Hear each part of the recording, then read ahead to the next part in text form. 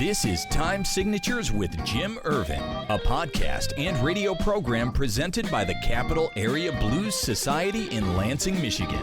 Most any contemporary musical style can trace its roots back to the blues. Time Signatures explores the blues and its musical connections with captivating interviews, lively discussions, and news from the world of the blues. You know I'm crying, baby, driving up and down these Michigan roads, yeah. And now, here he is, your host, Jim Ervin. Baby, I'm home. Well, no, I'm not home. I'm actually, I'm in Old Town. Very good to have you with me. Thank you so much, Parker. Appreciate the intro. You know, it's hard to believe that we're knocking on the door of the annual Michigan BluesFest, which is held in Lansing, Michigan's Old Town District. But here it comes, September 13th through the 16th. It's sponsored by the Michigan Institute for Contemporary Arts, Message Makers, Urban Beat, the Capital Area Blues Society, and oh, so many more. My guest on this episode of Time Signatures is none other than the organizer of this annual event, in the face of much of the Old Town festivities, Mr. Terry Terry. Welcome to Time Signatures. Hey, glad to be here. Glad to be with you. Glad to have you here as well. How long has the Michigan BluesFest been going on now? A long time. I don't even know what number this is. We started our festivals. I'll just give you a little history. Sure. Our first festival was called the Snake Rodeo way back in the early 90s, I think. Okay. And then we started an Art and Oktoberfest, and then we did our Jazz Fest in 95, and then we stopped the Oktoberfest and kind of transitioned into, with cabs, the Michigan BluesFest. So it was somewhere in I think the late 90s, but I'm not sure. Okay. I was looking at the lineup again. You guys always put on a really good show, and it's always a lot of fun. You've got some strong local talent listed on here, as well as some other well-knowns from across the state of Michigan. Sherry Williams, Gina Garner, James Reeser in the backseat drivers.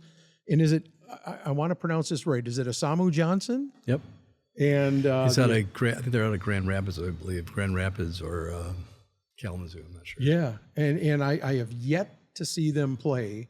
I know you've had them here. Oh, yeah, many times. And I'm really looking forward to taking in their act as well. You're going to like them. And then we also have Lady Champagne featuring Omar Coleman out of Chicago. So Lady Champagne's a Detroit blues artist, well-known there and won a lot of awards there. So, yeah, we've got a great lineup.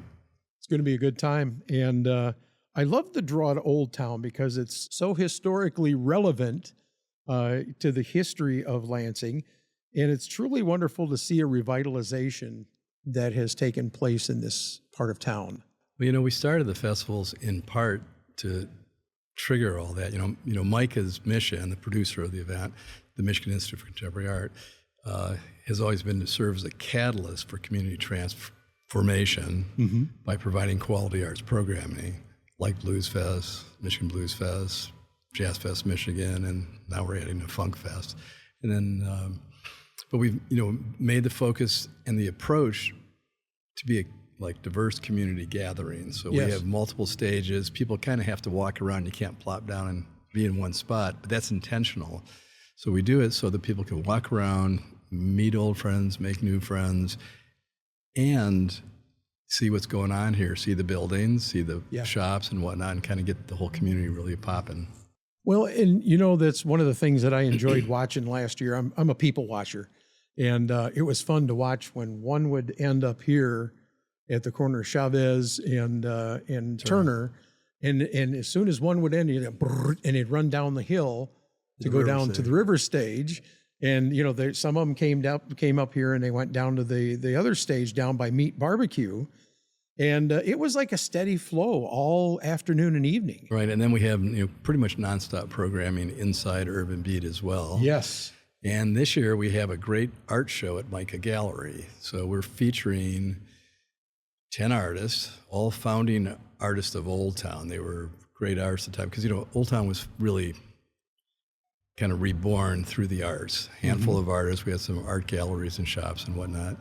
And these artists have all passed away, but there are 10 artists, Barbara Morris, Dave Kleiss, John Demansky, Sam Mills, and many others. And it's an incredible show. So when people come to BluesFest, they really got to stop in the gallery, which also serves as our volunteer headquarters. Absolutely. Yeah, definitely worthy of your time. And something that is relatively new, this is now a social district. So you can carry around your adult beverage if you want. Right. If you go into somewhere like Ervin Beat and get a beverage in a properly marked plastic cup. Yes. It has to say social district and have the bar's name on it. Then you can walk around all over Old Town and no problem. Which is absolutely cool. I mean, because that's something that I'm even not used to. But that's only been going on, the last year and a half? Is that right? I think a couple of years now. It happened during COVID, and then I think last year they made it permanent as a policy. So yeah, it's been great.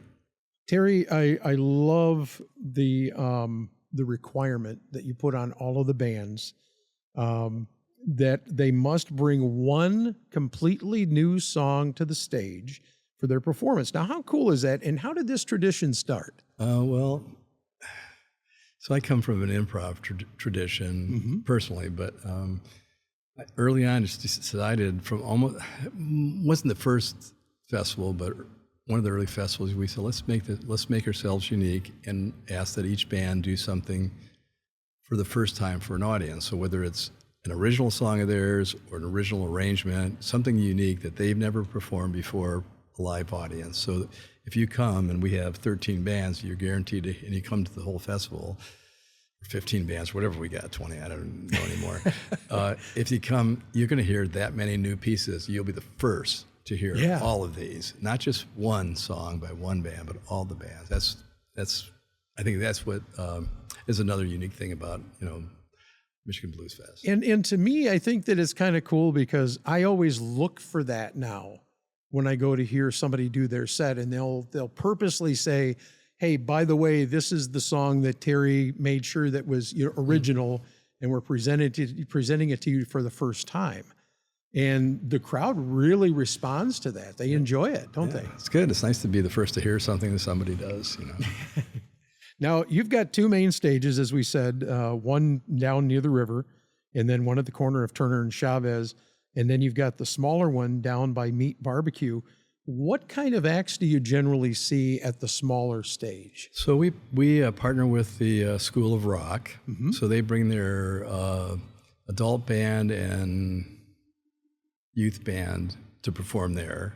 And then we have other acts that we also program later on. So yeah, that's, so a lot of that's and it's in the Bender area as well, near the Bender. So it's just got activity happening there, and you'll hear some people are just starting out. Which is fun. And I don't think I've ever seen the adult band yet. I've seen the younger band play on a couple of occasions. I actually got to see them the first time in Mason during the Sun-Dried Festival. And then I got to see them here 2 weeks later. Right, and they change up too. I mean, they have different students, so each year things are different. And I'm sure between Jazz and BluesFest, the same thing. So. Yep. Now let's talk about numbers for a minute. What does it cost to get into the Michigan BluesFest? It's a steal. Okay. First of all, sure. So we have two levels of tickets. We have general admission and premier seating. Okay. Premier seating gets you up close, up front white seats at the two stages, the South Stage and the River Stage. It's $25, covers both nights. Beautiful.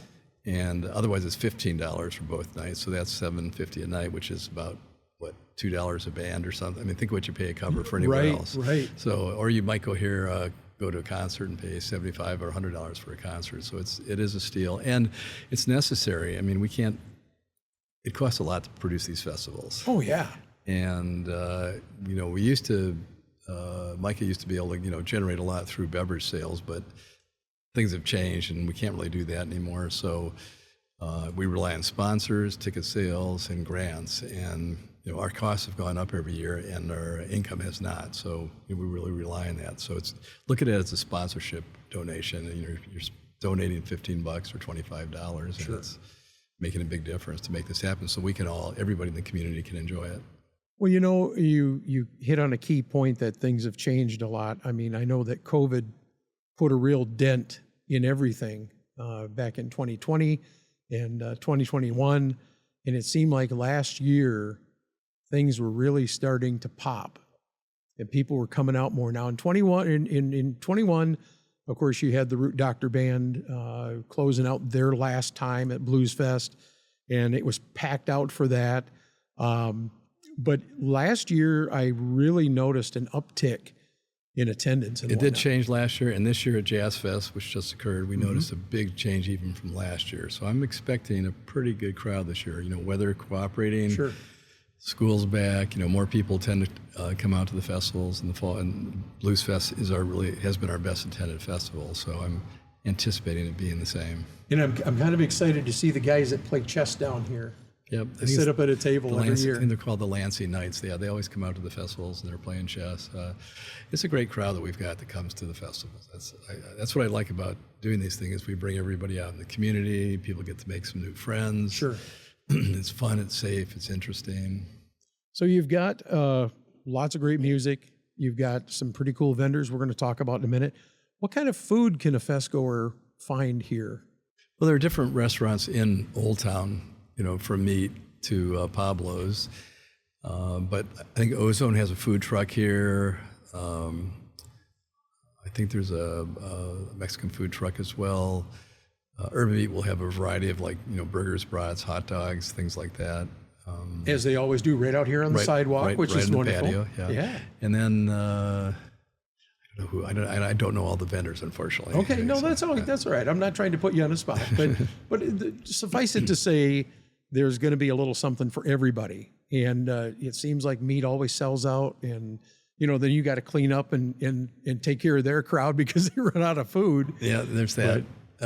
Yep. So if I'm coming as an attendee to Blues Fest, should I bring my own chair? Do you have chairs on site? If you're buying a ticket, you should be able to have a chair unless it's general admission and we almost sell out. So it's really your call. Okay. And then parking, the city lot is open, but expect to have to walk a few blocks to park. We got a great neighborhood around here, and as we get bigger, you have to walk further or take an Uber or something like that, Yeah. which is, if you're going to have some beverages, you might want to do that anyways.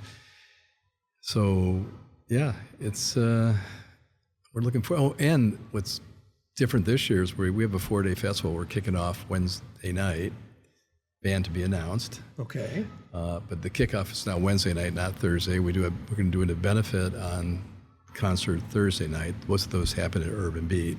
And then outdoor stages, 4 stages interactive on Friday night and Saturday afternoon. Can you talk about the benefit that you're doing on Thursday? Any tip of the hand who that might be? What are you raising the money for? Well, I know we have the band. I just don't remember. I didn't bring the schedule with me, so I don't remember who's playing when. But that one goes to MICA, to the Michigan Institute for Contemporary Art, and we call the Kids Beat program. So we do programming for kids. Cool. Jazz Fest is to the Lawrence Low Leathers Foundation. This one we do for Kids Beat. And actually, as part of the programming, like on Saturday, the Children's Ballet Theater does some programming. There are kids out there dancing. And they also do a program at MICA Gallery at least once a month on Sundays. And then we have the instrument petting zoo there, so we have a bunch of instruments out, and kids could get up and actually touch them and play them. That's really cool. Somebody's there to show them how to do that. I don't know if it's happening this year, but in the past we've done a harmonica workshop. I think Andy Wilson did it one year, and I don't remember who else. But and we gave away little plastic harmonicas to kids, but they could come up and learn how to play a little bit. So we try to get people involved in the arts, engaged in the arts, and it sounds like something for people of all ages. It's not just for the kids. You know? Yeah. Well, pretending that I've never been to the Michigan Blues Fest, talk about the vendors that you have on hand each year. Do you offer Blues Fest tees, hats, posters? We have all that. I think this year we're adding a hat. So we've always had T-shirts. Denny Preston did this year's artwork, and it's just phenomenal. Yes, it's got that half moon playing the harmonica and guitar. Is it not ever eye-popping to see his work? Because he's just a phenomenal artist and musician. He's a great musician. Yes, too. he is. But yeah, we'll have Blues Fest T-shirts. We'll have Blues Fest hats, caps. I think those are the 2 things that we'll be selling. And when you come in, to get your ticket or to register or whatever, come in. You can get your beverage and food tickets there, but also we have a little booth, and I think posters will be sold there as well.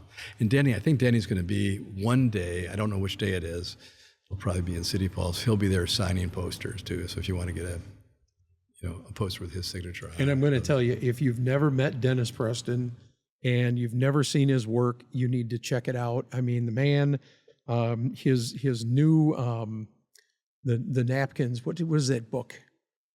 It just left my head.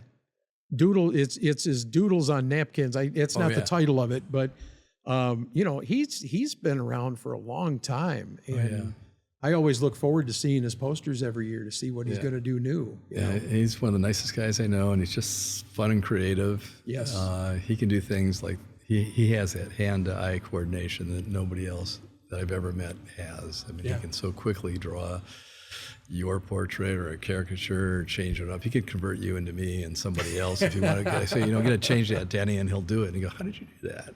Without an eraser. Well, while I'm here, you talked about MICA and a couple of the other businesses in this area. What else can I see while I'm in Old Town? I mean, you got Bad Annie's, Right. You got the popcorn we have a place. lot of cool shops. There are a lot of boutiques. There's October Moon. There's a Spin Bicycle. Obviously, like I said, MICA Gallery. We have a piercing place called Flesh. I assume they'll be open. I don't know who's all open during the festival. Catalyst, of course. They have their cool little shop. Ozone's up the street. There's a little microbrewery and tap room up there. That's north on Turner. You got Blue Owl across the street. Blue Owl Coffee, great little coffee shop here. And of course, Cravings. You got to go to Cravings and get some popcorn. Oh man, every year. And further up the street, further up Turner, there's Cosmos and Zuby's as a bar. And there's some shops down like Mother and Earth. There's a family kids shop on Chavez, right near Washington Chavez. So you got there's a lot of things to do. And there's always new people moving in here, so it keeps changing. I think Glow just opened up. And isn't there another art gallery that opened not too long ago around the corner? There's Chavez? There's one there. There was this one that moved north. Okay. David Such opened a space. I don't know if it'll be open that day, but he has a space up Turner ways. But yeah, if you come, you're going to be able to see some. Well, the other thing is you see this great architecture because Old Town has the highest concentration of historic commercial buildings in the city of Lansing. So this is kind of where the city started. There was a mill along the river, and these buildings have great history. The building, that I have, Message Makers, was built in 1868. Wow. We're sitting now on Ervin Beat, which was in the 1870 or something like, in that period. So, pretty old buildings. Now Urban Beat was kind of a rough and tumble place back in the day. It had been many things. It It had been a cleaner at one time. It was before it closed, it was the Mustang Bar, so they had a bit of a reputation. Yeah. And then it was closed for 15, 20 years, and then I acquired it, converted it, had to rebuild the whole front facade and put a back wall on it. Wow. There's an apartment above that somebody lives in, and then Message Maker Studios above the other side of Urban Beat. And they just did, major renovations to convert it into, what we think is Lansing's premier listening room with a great venue for hearing music in a kind of an intimate setting. Good sound system, good lighting system. Yep. We treat the bands well. We have a green room for the bands, and almost every night of the week, we've got some music happening in the patio or inside. And I have to tell you, I love what you have inside here because I love the old brick and mortar, from back in the day. And, there's so many elements about the building that speak to the history that it's fun to walk in here and just look around. And then when you attend, as you said, come in here for a music event, which I've been here for several, and it's fun. It's a friendly, intimate environment. Yeah. We've got good sight lines. The acoustics are good. We've invested a lot in the sound system and really in the lighting system. So we try to make it work well for the bands and make them front and center, not stuck in a corner. But again, if you come to Old Town for the festivals, you get to see lots of buildings that are cool and get a sense of history. And the other thing is the scale here is interesting. Like we have wide sidewalks, a park at the corner. So it's kind of like a town square area, and you can hang out in that, and also the acoustics are pretty good for the stages and the music. And then, of course, you've got some artwork on the side of the buildings over here. Yep, there's some great artwork, which is murals. Yeah. Really neat to look at the murals that some of the artists have done. It's a lot of fun. So make plans. If you don't have plans already, make plans to come out to the Michigan BluesFest. Once again, the dates for this, the kickoff is on the 13th, yes? Correct, Wednesday the 13th. And then running through Saturday the 16th. Correct.